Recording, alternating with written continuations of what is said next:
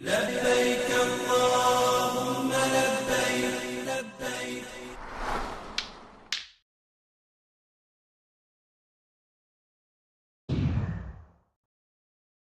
Semoga tidak tersinggung.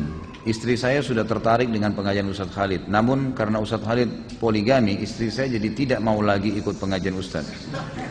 Sampai saya sendiri jika mengikuti pengajian Ustadz Khalid, sepertinya istri saya agak keberatan. Bagaimana cara mendakwahkannya? Hal ini terjadi waktu saya mengikuti pengajian A'agim dulu. Mohon penjelasannya sejelas-jelasnya Ustadz. Ini penutup ya. Sebenarnya saya dalam berdakwah, teman-teman sekalian, yang saya sampaikan ini bukan perkataan saya ya. Apa yang sedang saya sampaikan? Hukum dari saya. Ini teman-teman duduk di sini di pengajian. Ini untuk mendengarkan saya pribadi atau ilmu agama yang sedang saya sampaikan. Ilmu agamanya, bukan karena saya berbicara. Yang menyuruh poligami siapa? Allah Subhanahu wa taala. Saya melakukan juga, saya sebagai praktisi karena perintah Nabi SAW. Berapa kali istri saya tanyakan, kenapa kak poligami? Karena perintah Nabi. Saya katakan begitu. Dan saya selalu mendakwahi dia, mendakwahi istri saya supaya bisa menerima hukum Allah SWT ini, sambil saya doakan semoga hati mereka terbuka. Dan saya melakukan itu. Kalau masalah kasus saya menyampaikan hukum Allah lalu istri anda tidak mau dengar, tidak mau lagi datang pengajian saya, silahkan. Terbuka sekali pintu. Masih banyak selain dia insya Allah yang mau hadir. Gitu kan? Ya, saya tidak pernah terganggu dengan 1, 2 orang, 10 orang yang berhenti ikut pengajian. Karena saya menyampaikan bukan hukum saya, hukum Allah Subhanahu wa ta'ala. Kalau dia mau benar, dia ikutin pengajian, tidak ada hubungannya. Masalah dia belum bisa menerimanya, dia berdoa kepada Allah Subhanahu wa ta'ala. Karena ilmunya masih kurang. Gitu kan? Nggak mungkin karena hawa nafsu dia atau kemauan dia lalu kemudian hukum Allah kita tolak. Nggak mungkin itu. Kan gitu. Tidak mungkin, mustahil. Siapapun dai yang takut kepada Allah lalu karena dia tidak mau poligami lalu dia mengatakan jangan poligami jemaah. Nggak bisa.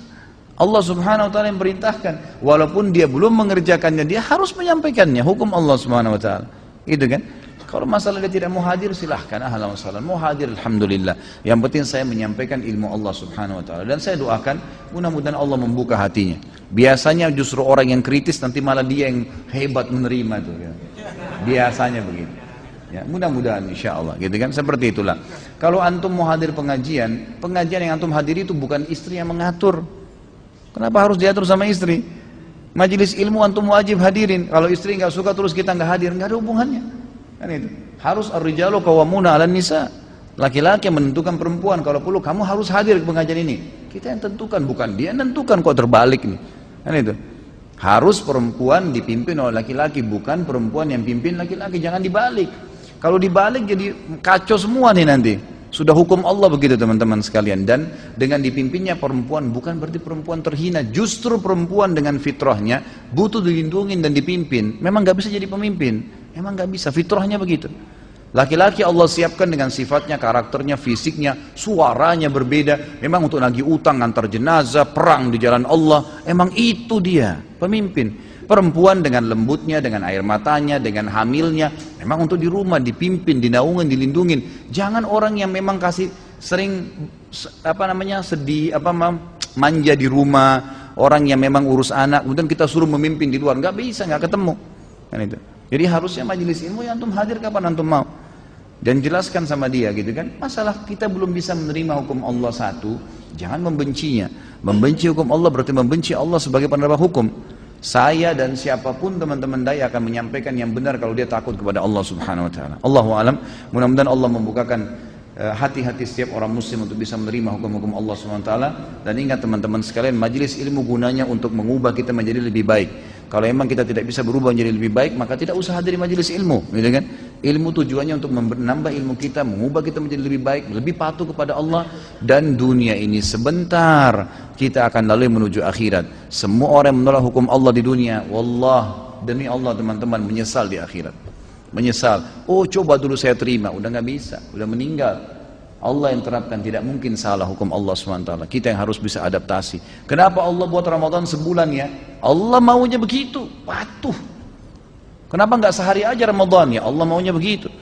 Kenapa asar 4 rakaat ya, duhur 4 rakaat? Kenapa nggak digabung aja jam 2 sekali 4 rakaat? Loh Tuhan, kamu maunya begitu. Kitanya harus belajar, gitu kan? Kalau kita protes susah, nggak terima. Di akhirat rugi, di dunia juga rugi, kan gitu. Jadi harus hukum Allah diterima, pencipta. Jadi harus fahamin. Ya, masalah ini. Allahu a'lam. Ada orang dia belum bisa poligami, dia menghina poligami itu, gitu kan?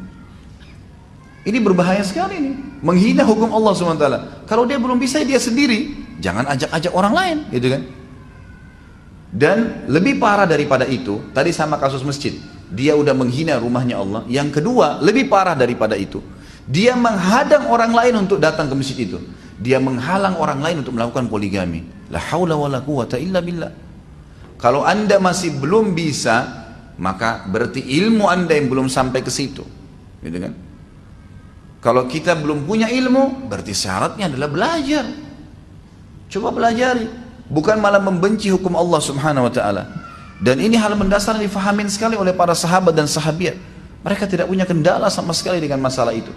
Tidak pernah ada satu riwayat istri-istri Nabi SAW menolak waktu Nabi nikah poligami. Gak pernah. Coba datangkan satu riwayat pun tidak ada. Sama sekali. Yang ada mereka cemburu, iya. Terjadi kecemburuan. Itu pun, ini tolong digarisbawahi. Saya sekaligus mengingatkan karena ada di antara teman-teman kita dai, subhanallah, mereka tidak poligami, terus mencak-mencak di YouTube, di mana-mana saya lihat cuplikannya, ya. Bahkan ada beberapa orang di antara teman saya baru rencana mau telepon gitu, ngomong masalah mustahil poligami terjadi, mustahil kalau ada orang bisa membuat seorang istri membuat suaminya nikah sama temannya. Subhanallah. Kok bisa mustahil? Dari mana mustahilin? Dan saya temukan ternyata teman-teman ini ternyata memang belum poligami. Emang dia bukan praktisi. Maka saya sarankan, kalau kita belum melakukan sebuah ibadah, jangan kita menjadi tokoh di situ. Bukan ahlinya, gitu kan? Kalau kita lihat orang-orang yang praktisi, saya temukan banyak kasus di lapangan, orang-orang yang berpoligami, yang memang istrinya punya andil di situ. Guru besar saya yang saya sangat kagumi, Dr. Saleh Suhaimi, beliau buta matanya di Masjid Nabawi. Beberapa tahun lalu, mungkin kurang lebih sekitar 9-10 tahun yang lalu, saya ditelepon oleh sepupu beliau, Dr. Fahad, yang mengajar saya materi akidah di Masjid Nabawi, di kampus dulu di Madinah. Khalid, ada Syekh Saleh Suhaimi mau menikah, tolong dicarikan istri. Dia mau istrinya dari Indonesia. Baik Syekh, insya Allah. Saya iklanin di pengajian saya waktu itu masih di Makassar. Saya iklanin, ini ikhwah akhwat tolong, ada seorang syekh, beliau pengajar di Masjid Nabawi, hafal Quran 30 juz, gitu kan. Beliau seorang ulama, mufti, seluruh dunia banyak mengambil fatwanya beliau, tapi memang beliau buta. Umurnya sekitar 50-an, ingin menikah poligami. Saya juga awalnya, waktu itu saya belum poligami.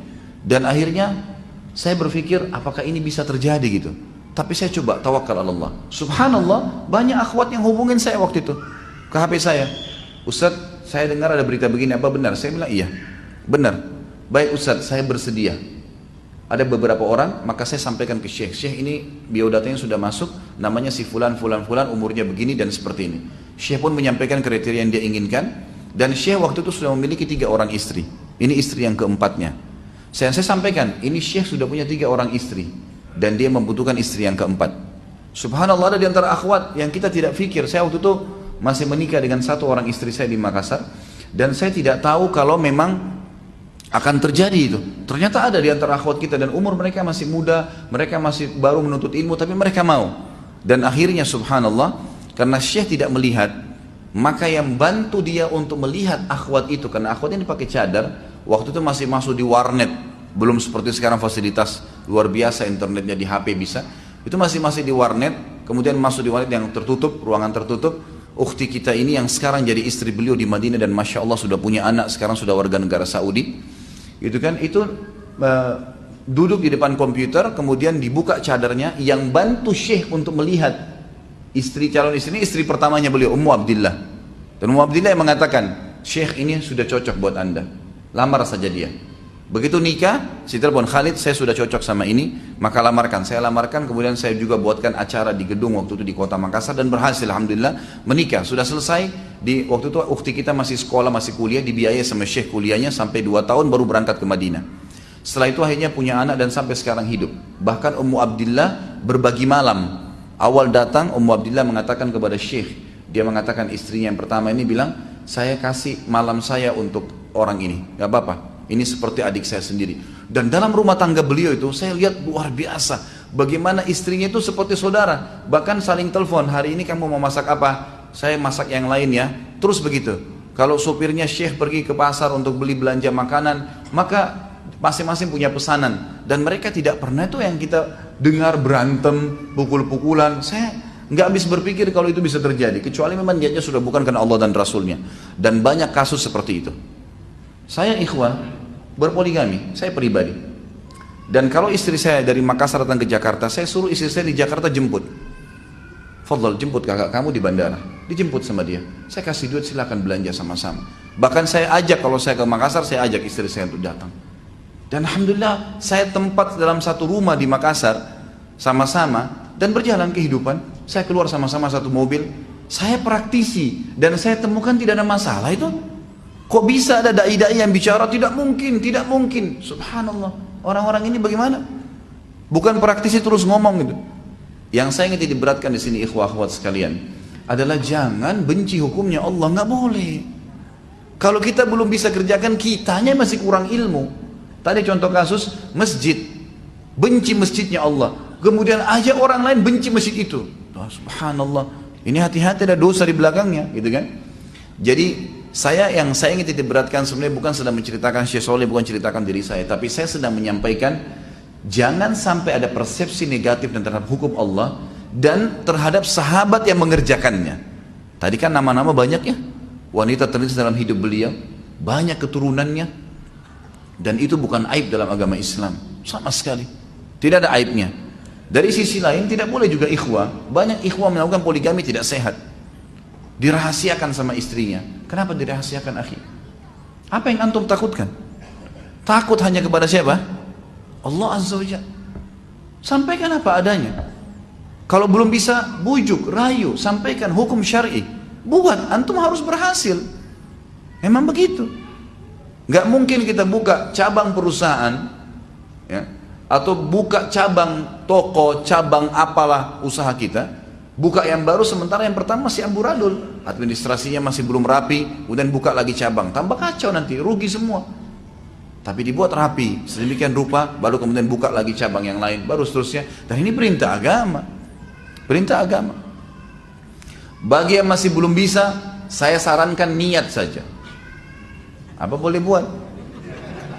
Saya bilang niat, agar antum meninggal dapat pahalanya poligami. Karena kalau tidak niat sama sekali berarti ada pahala yang kehilangan tuh.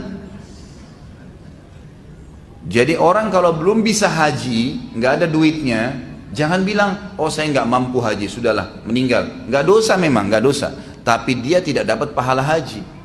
Tapi kalau dia niat, satu waktu saya punya uang, saya mau haji, ya Allah mudahin, terus meninggal, dapat pahala haji. Sudah tahu kan hadisnya? Man hamma bihasanatin walam ya'malha, siapa yang niat saja mengerjakan satu perbuatan baik, kutiba lahu hasanatun kamilah, dicatatkan baginya satu pahala lengkap ibadah itu. Baru niat.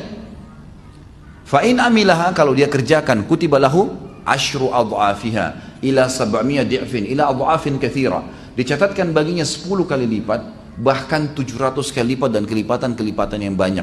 Antum mau tidur malam, niat sholat tahajud, niat itu sudah dapat satu lengkap pahala tahajud. Bangun malam 700 kali lipat, tergantung dari kadar keikhlasan seseorang. Niatkan itu. Berdoa kepada Allah SWT, karena beda. Ini ciri orang mukmin yang cerdas. Akhwat kita belum bisa menerima poligami, berdoa sama Allah, ya Allah, engkau turunkan hukum ini dan berat dalam hati hamba ini ya Allah.